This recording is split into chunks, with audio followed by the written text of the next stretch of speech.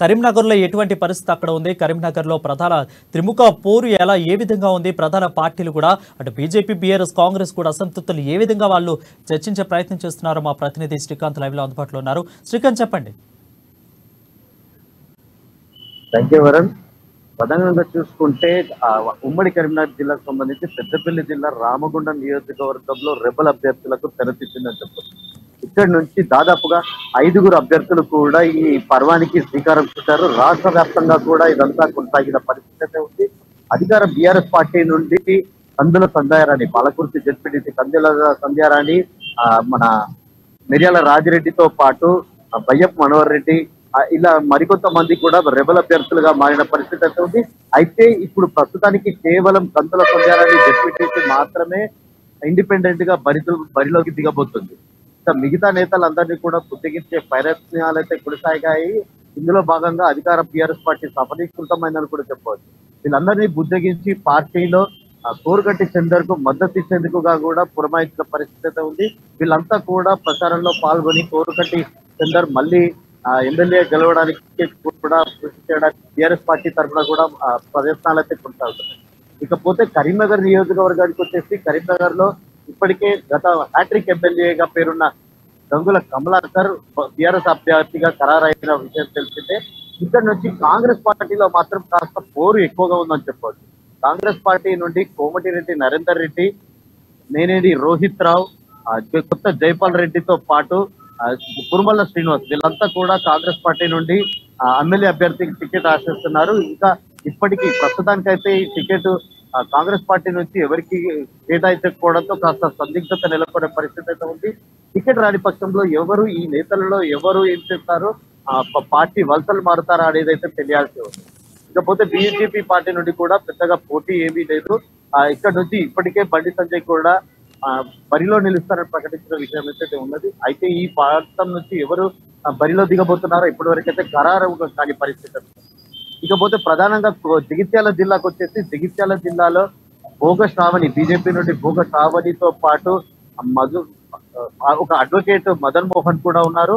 అంతేకాకుండా పన్నాల తిరుపతి రెడ్డితో పాటు ముదుగటి ఒక 4గురు అభ్యర్థి. వీరిలో ఇప్పటికే భోగని రెబల్ అభ్యర్థిగా బీఆర్ఎస్ పార్టీ నుండి ఎమ్మెల్యే సంజయ్ వ్యవహార శైలి నచ్చక బీజేపీ పార్టీలో చేరి టికెట్ ఆశిస్తున్న కాంగ్రెస్ మాజీ ఎమ్మెల్యే ప్రస్తుత ఎమ్మెల్సీ జీవన్ బరిలో ఉండబోతున్నారు.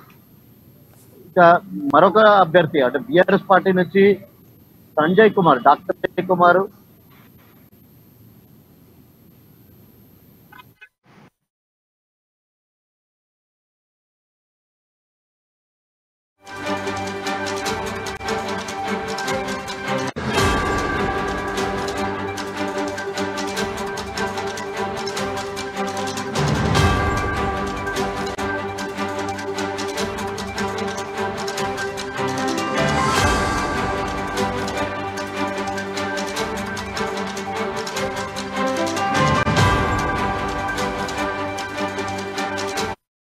రైట్. ఎన్నికల నోటిఫికేషన్ విడుదల చేసిన నేపథ్యంలో తెలంగాణలో ఎన్నికల వేడి మొదలైంది.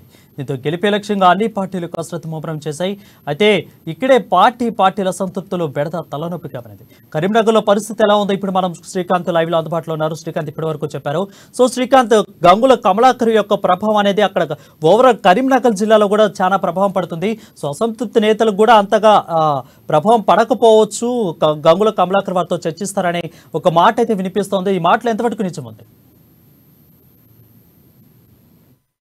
దాదాపుగా గంగులకు పోటీగా బరిలో నిలిచేందుకు ముఖ్యంగా నేతలు ఎవరు కూడా అయితే ఇటీవలే గంగుల కమలాకర్ పోటీగా కూడా కురుమల్ల శ్రీనివాస్ సర్పంచ్ అభ్యర్థిగా గతంలో ఉన్నారు. ఈయన బీఆర్ఎస్ పార్టీకి రాజీనామా చేసి ఇటీవల కాంగ్రెస్ పార్టీలో చేరిన పరిస్థితి ఉంది. కాంగ్రెస్ పార్టీ నుంచి టికెట్ ఆశిస్తున్న ఆశావాహుల్లో కురుమల్ల శ్రీనివాస్ కూడా ఒకరని చెప్పవచ్చు. కాకపోతే ప్రధానంగా కోరుట్ల నియోజకవర్గానికి వస్తే కాంగ్రెస్ పార్టీ నుంచి దుబాడి నరసింహారావుతో పాటు మరికొంతమంది కూడా మాజీ ఎమ్మెల్యే కుమ్రెడ్డి రాములు తనయుడు కూడా బరిలో దిగనున్నట్టు కూడా సమాచారం ఉంది. కాంగ్రెస్ పార్టీ టికెట్ ఖరారు చేయలేదు. కరంచంద్ కూడా టికెట్ ఆశిస్తున్న పరిస్థితి ఉంది. బీజేపీ నుంచి కూడా ఇక్కడ ఒక 3-4 అభ్యర్థులు కూడా పోటీ చేస్తున్న పరిస్థితి. అయితే ప్రధానంగా ఇప్పుడు ప్రస్తుతం మానకొండూరు నియోజకవర్గంలో ఒక చర్చనీయాంశంగా మారింది. ఆ గత ఎమ్మెల్యే రసమైకి టికెట్ కేటాయిస్తూ కూడా అధిష్టానం నిర్ణయం తీసుకుంది.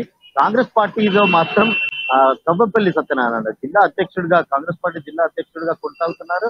ఈయన బరిలో నిలిచే అవకాశం ఉంది.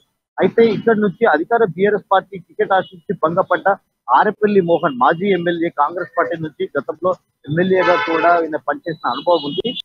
ఆరెపల్లి మోహన్ కు టికెట్ ఇస్తారని చెప్పించి టికెట్ రావడంతో నిరాశతో ఈయన పార్టీకి రాజీనామా చేసి తాజాగా నిన్న బీజేపీ పార్టీలో చేరడం జరిగింది.